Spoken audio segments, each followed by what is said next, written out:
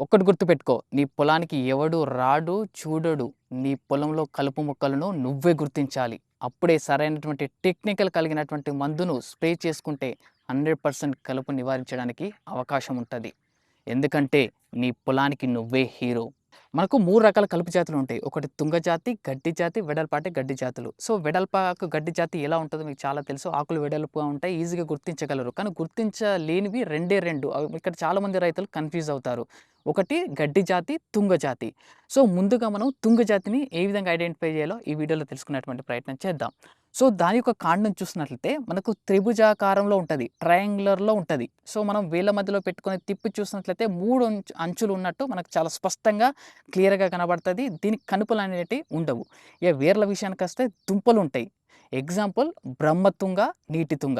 ఆకులు కూడా చూసినట్లయితే మనకు 3 వరుసలుగా ఉండడం జరుగుతుంది. 3 రోస్. ఫ్లవర్ బంచ్ పైన 3 వైపులుగా మనకు ఉండడం అనేది జరుగుతుంది. ఇక గడ్డి జాతిని ఎలా గుర్తించాలంటే దీని యొక్క కాండం అనేది చాలా గుండ్రంగా ఉంటుంది. చేతి వేళ్ళ మధ్యలో పెట్టుకొని మనం తిప్పినట్లయితే చాలా ఈజీగా, సులువుగా తిరుగుతుంది. సో, ఆకులు 2 వరుసలా ఉండడం జరుగుతుంది. ఒకటి ఏది ఆపోజిట్ డైరెక్షన్‌లో ఉండడం జరుగుతుంది. ఇక కనుపుల విషయానికైతే చాలా స్పష్టంగా కనిపించడం జరుగుతుంది. సో, ఇక్కడ రైతులు గుర్తించాల్సింది ఒకటే. గడ్డి జాతి మీద ప్రభావం చూపినటువంటి కలుపు మందు మన తుంగ జాతి మీద చూపించదు. తుంగ జాతి మీద ప్రభావం చూపించేటువంటి గడ్డి మందు మన సెడ్జెస్ మీద పనిచేయదు.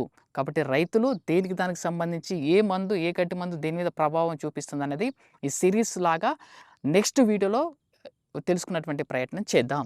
మీరు ఇప్పటివరకు పేజ్‌ని ఫాలో కాకపోతే ఇప్పుడే ఫాలో అవ్వండి. Thank you.